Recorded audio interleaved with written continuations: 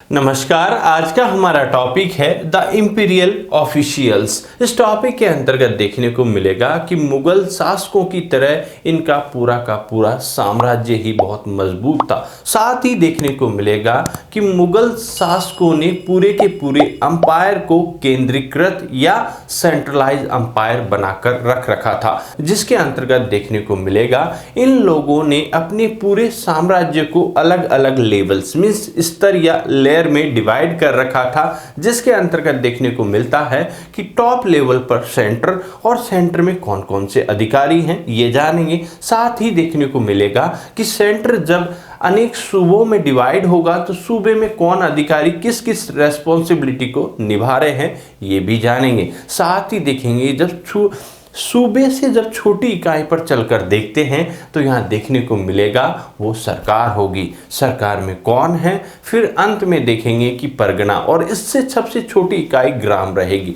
इन सभी जो सीक्वेंस को व इनके अधिकारी को हम विस्तार से जानेंगे, समझेंगे और उनके कार्यों की विवेचना करेंगे। चलिए चलते हैं अपने टॉपिक पर और विस्तार से इसे जानते हैं। आइए चलते हैं और जानते हैं कि मुगल शासकों ने अपने पूरे साम्राज्य को कितने भागों में डिवाइड कर रखा था। इसको हम इस टॉपिक के अंतर्गत देखने वाले हैं, जिसमें सबसे पहले हम देखेंगे कि सेंटर कहते हैं इसको हम कैपिटल मुगल शासकों की कैपिटल के रूप में देखेंगे, जहां पर मुगल शासक अनेक मंत्रियों, कैबिनेट मिनिस्टर्स और अन्य जिसमें दीवान, सदर सुदूर, मीर बख्शी जैसे बहुत सारे अधिकारियों के साथ पूरे साम्राज्य का नियंत्रण मीन्स कंट्रोल अपने हाथों में रखेंगे। साथ ही साथ जब देखते हैं जब सेंटर के बाद जब नेक्स्ट बात आती है तो इन्होंने सेंटर के बाद पूरे साम्राज्य को अनेक प्रोविंस में डिवाइड कर रखा था, जिसे हम सूबा के नाम से भी जानते हैं,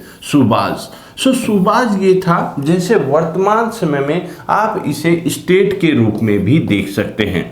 स्टेट यहाँ पर देखिए जैसे वर्तमान समय में हमारी दिल्ली है जो हमारी कैपिटल है, और कैपिटल के बाद देखते हैं कि वर्तमान समय में जो हमारे अलग अलग स्टेट हैं वैसे ही मुगल पीरियड में सेंटर को बहुत सारे प्रोविंस में डिवाइड कर रखा था, जहाँ के जो वर्तमान समय में जो प्रमुख जो अधिकारी होता है वो गवर्नर होता है स्टेट का। तो वैसे ही उस समय भी मुगल पीरियड में जितने भी जो प्रिंस होते थे या उनके खास अधिकारी होते थे वैसे ही उस क्षेत्र को गवर्न करने का काम करते थे। तो वहाँ पर वो सूबेदार या गवर्नर की हैसियत से रहा करते थे। कहाँ पर? प्रोविंस में। किस समय? मुगल पीरियड में। अब इसके बाद चलकर देखें तो प्रोविंस के बाद इसके बाद वाली इकाई मुगल पीरियड में हमें सरकार के नाम से देखने को मिलती है। जो सरकार को वर्तमान समय में हम देखें तो ये डिस्ट्रिक्ट के रूप में हमें देखने को मिलता है, जहां पर अन्य अधिकारी जो आपको देखने को मिलेंगे, जिसमें यहाँ का सरकार में फौजदार प्रमुख अधिकारी आपको दिखाई देगा। इसके बाद जो अन्य इकाई देखने को मिलेगी वो है परगना।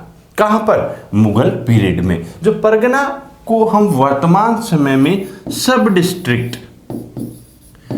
डिस्ट्रिक्ट के रूप में हमें देखने को मिलेगा।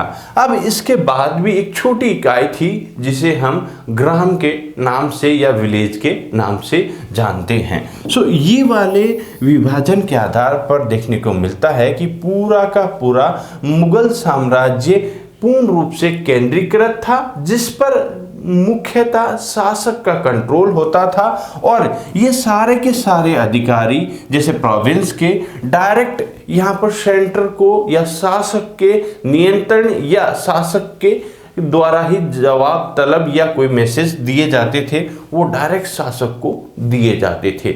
ये वाली बात हमें यहाँ देखने को मिलती है। तो दोबारा याद कर लीजिए, मुगल साम्राज्य का जो एडमिनिस्ट्रेटिव सिस्टम है सेंटर के बाद सूबा जिसे प्रोविंस के नाम से भी जानते हैं, उसके बाद देखने को मिलेगा सरकार, और सरकार के बाद परगना जिसे वर्तमान समय में दिल्ली, फिर स्टेट के बाद डिस्ट्रिक्ट और डिस्ट्रिक्ट के बाद सब डिस्ट्रिक्ट, और इसके नीचे जो सबसे छोटी इकाई हुआ करती थी वो विलेज होता था। ये वाली बात आपको यहाँ समझ में आएगी।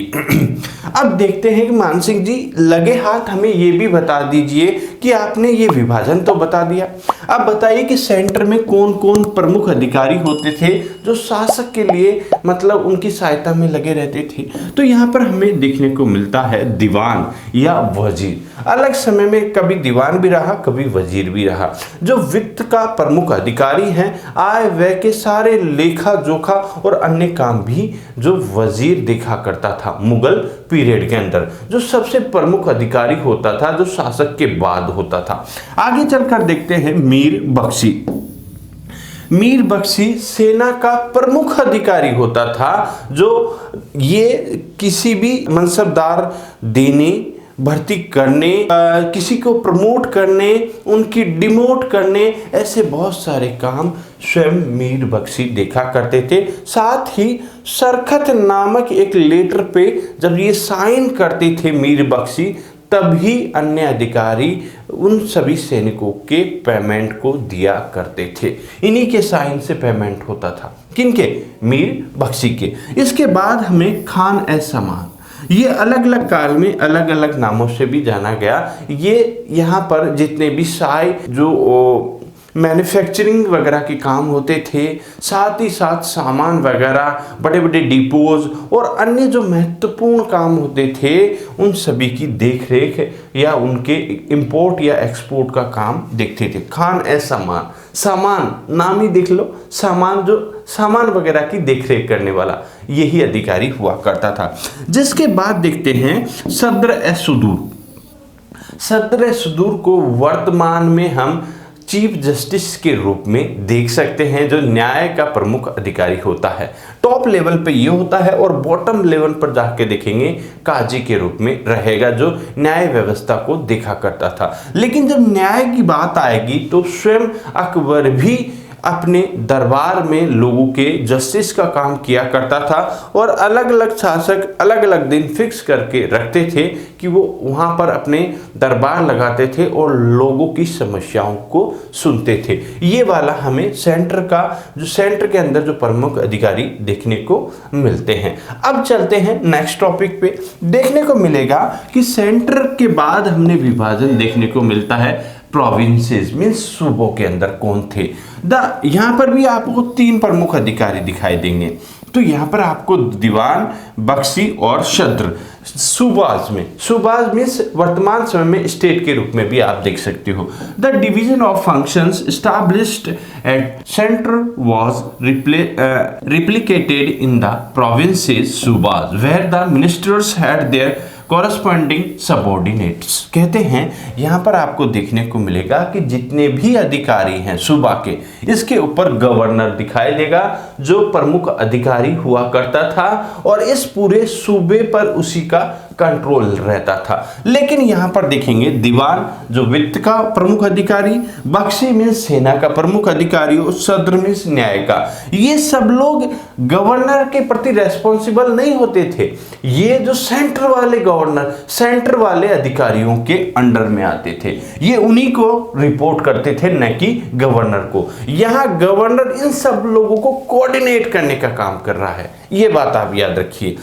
The head of the provincial administration was the governor, सूबेदार, जिसे हम किस नाम से, सूबेदार, who reported directly to the emperor. और यहाँ पर देखेंगे ये लोग अधिकारियों को रिपोर्ट कर रहे हैं और यहाँ पर जो सूबेदार या गवर्नर होता था वो डायरेक्ट शासक या मुगल बादशाह जो भी था उसको डायरेक्ट ये रिपोर्ट करते थे। ये वाली बात हमें यहाँ पर देखने को मिलती है। प्रोविंस जिसे हमने एक स्टेट के रूप में देखा, जैसे सेंटर में आपने देखा कि शासक का अपना कैबिनेट होता है, मिनिस्टर्स होते हैं वर्तमान समय में, और स्टेट के अपने मिनिस्टर्स होते हैं, वैसे ही आप इन्हें सेंटर वाले अलग थे और स्टेट वाले अलग थे, जिसमें आपने कुछ अन्य अधिकारी भी होते थे जो इनकी हेल्प के लिए होते थे, जिसमें मुशर्रिफ, मुस्तौफी, आमिल, दीवान बैताज जैसे प्रमुख अधिकारी होते थे जो सूबाज में भी होते थे और ऊपर सेंटर में भी होते थे हेल्प के लिए। तो सूबाज में तो इनको कम आंका जाता था, लेकिन मेन इनका काम होता था जितना भी अकाउंटिंग होना, इनकी ऑडिटिंग करना, ये सेंटर के अधिकारी ही किया करते थे। तो ये बात आप बहुत अच्छे से याद रखेंगे। जब नेक्स्ट टॉपिक पर चलकर देखते हैं तो प्रोविंसेस टू सरकार की बात आती है, तो सरकार into which each subahs were divided often overlapped with the jurisdictions of फौजदार commandants who were deployed with the contingents of heavy cavalry and the musketeers in district। जब हम बात करेंगे कि सेंटर के बाद हमने सूबा देखा, सूबा के बाद हम देखेंगे कि यहाँ पर सूबा या प्रोविंस देखा, अब प्रोविंस के बाद सरकार को देखेंगे, जहां का जो मुख्य अधिकारी फौजदार के रूप में, जिसे हम कमांडेंट के रूप में भी देख सकते हैं, फौजदार हुआ करता था, जिसका मैन अपनी बहुत बड़ी जो आर्मी हैवी कैवलरीज घुड़सवार के साथ और बहुत सारे लोगों के साथ रहा करता था। साथ ही साथ यहाँ पर देखने को मिलेगा कि आमिल और कारकुन जैसे लोग भी रहेंगे, जो यहाँ पर अन्य कामों में भी वो हाथ बढ़ाएंगे। The local administration was looked after at the level of the Pargana सब डिस्ट्रिक्ट बाय 3 सेमी हेरिडिटरीज ऑफिसर्स, कानून गो, कीपर ऑफ रेवेन्यू रिकॉर्ड्स। इसको अच्छे से देख ले। सबसे ज्यादा IAS, RAS और अन्य कॉम्पिटिटिव में इससे कानून गो को पक्का पूछा जाता है, जो कीपर ऑफ रेवेन्यू रिकॉर्ड्स, जो रेवेन्यू रिकॉर्ड्स को रखता था, को मिलेगा चौधरी, in charge of revenue collections. चौधरी का काम होता था रेवेन्यू का कलेक्शन करना, और उसके बाद द काजी चीफ जस्टिस का काम किया करते थे। तो इस प्रकार का हमें विभाजन देखने को मिलता है। सरकार के बाद सब डिस्ट्रिक्ट, जिसे हमें क्या नाम दिया, परगना के नाम से जाना जाता है। इस प्रकार यहाँ पर हमें मुगल पीरियड के अंदर विभाजन देखने को मिलता है। स्टाफ इन एडमिनिस्ट्रेशन डिपार्टमेंट के अंदर ऐसे बहुत सारे अधिकारी होते थे जो इन सभी लोगों की हेल्प के लिए होते थे। अगर सेंटर में बात करें तो बहुत लोग देखते हैं। Each department of administration maintain a large support, कहते हैं हर डिपार्टमेंट में उनकी हेल्प करने के लिए बहुत सारे लोग होते थे। Other functionaries who were technically qualified officials, कहते हैं यहाँ पर टेक्निकली ही क्वालिफाइड मीन्स योग्य लोग होते थे। Functioning in accordance with the standardised rules and procedures and generating copies, returns, orders and records, कहते हैं यहाँ पर जितने भी लोग होते थे, चाहे कानून गो की बात करें, जो रिकॉर्ड कीपिंग का काम कर रहे हैं, तो उनकी हेल्प के लिए आय व्यय का लेखा जोखा करने वाले हों। ऊपर आपने सेंटर में देखा मुशर्रिफ और मुस्तौफी हो, जो आय के व्यय का जोखा और कुछ उनकी ऑडिटिंग और उनका भी काम कर रहे हैं। तो इस प्रकार हमने देखने को मिला, जिसमें staff of clerk, accountants, auditors and messengers, ये सब लोग पूरे एडमिनिस्ट्रेशन में रहेंगे, जो अन्य जो अधिकारी है उनकी हेल्प के लिए। आगे जब चलकर देखते हैं तो यह देखने को मिलेगा Persian was made the language of administration through out, but the local language were use for village accounts. कहते हैं, आप जैसे ही पहले हम बता चुके हैं कि मुगल पीरियड में जो मेन लैंग्वेज है वो पर्शियन लैंग्वेज है। कौन सी भाषा है? पर्शियन। लेकिन लोकल लेवल पर हमें अन्य जो लोकल लैंग्वेज भी यूज करते हुए देखा जा सकता है। जैसे साउथ में आप देखेंगे, महाराष्ट्र में मराठी भी यूज हो रही है, राजस्थान में राजस्थानी यूज हो रही है, लेकिन मेन सेंटर में तो पर्शियन का ही बोलबाला देखने को मिलता है। तो अभी तक हमने देखा कि साम्राज्य कितने भागों में डिवाइड है, और उस प्रांत में हो, सरकार में हो, सूबा में है, कौन कौन अधिकारी यहाँ पर जो शासन को कंट्रोल कर रहे हैं और वो किसको डायरेक्ट रिपोर्ट कर रहे हैं, ये सभी बातें हमें यहाँ पर देखने को मिलती है। और यहाँ पर देखने को मिलता है कि जितने भी अधिकारी थे वो डायरेक्ट, यहाँ पर दोबारा देखते हैं, the Mughal chronicles usually portrayed the emperors and his courts as a controlling the entire administration।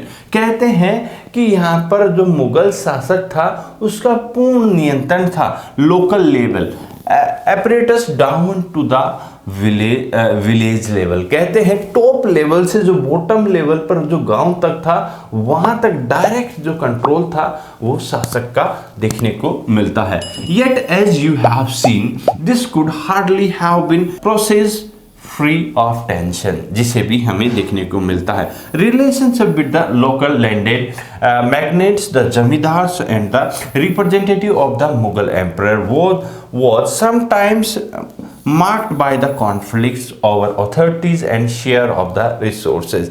बहुत सी बार शासक और जो लोकल बॉडीज में कुछ हिस्से को लेकर भी कॉन्फ्लिक्ट आते हैं, तो कभी कभी वो आम लोगों को जो जमींदार है शासक के खिलाफ मोबिलाइज करने का भी काम किया करते थे। सो ये वाली बात हमें यहाँ पर देखने को मिलती है। सो आई होप आपको बहुत अच्छा लगा होगा। कहते हैं मुगल साम्राज्य कितने भागों में, कितने सूबाज में डिवाइड था, हर अलग अलग समय में देखने को मिलता है। 1580 में अकबर के समय जो सूबाज 12 थे, लेकिन धीरे धीरे आगे ये बढ़ते जाते हैं जैसे इनके साम्राज्य का विस्तार होता है। तो ये वाली बात देखने को मिली। दोबारा याद कर लो, सेंट्रल, प्रोविंस जिसे सूबा के नाम से जाना, फिर उसके बाद सरकार, परगना और ग्राम, ये प्रमुख था। सो आई होप आपको बहुत अच्छा लगा होगा। अगर अच्छा लगा है तो लाइक कीजिएगा, अपने विचार कमेंट बॉक्स में ज़रूर दीजिएगा और नीडी बच्चे तक ज़रूर इसको शेयर करना। और वही बात, पढ़ते रहिए और आगे बढ़ते रहिए। Thank you very much and have a good day.